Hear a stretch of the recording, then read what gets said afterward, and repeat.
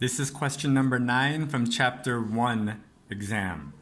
The question reads, the variable with the value that determines the output of a relation is called the blank variable.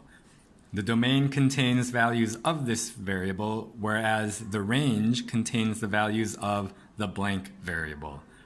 Here you see I highlighted some important words, and when you see these words, hopefully you make the connection that some of them are the same. So what I wrote here is what some of those words that are the same are. So for example, domain, input, and independent, they are all talking about the x value. So what I'm going to do here, let's see, where's domain? Domain is x, and then also here in my answers, the independent is the x, independent, independent. The y, range, output, and dependent all mean the y. So here is, I'll use a different color. Output is y, here range is y, and in the answers, dependent is y. Hopefully that'll make things a little bit easier. Now that I've read or established that, I'm going to read the question again.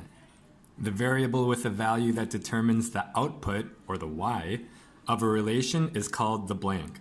Well, which variable determines the y? Well, that's the x. And here if you see my answer choices, none of them say x, but since I put x next to independent, I know that at least C matches. A does not. Y does not determine the y. And really, I could cross out B and D just because they don't make sense. The word variable means a number or a value that I don't know.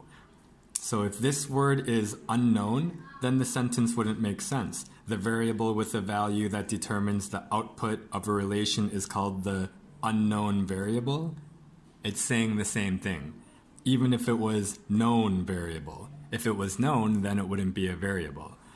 So just from that, I really know that my answer is C, but I'm going to read the second sentence just to make sure that the second blank should be dependent.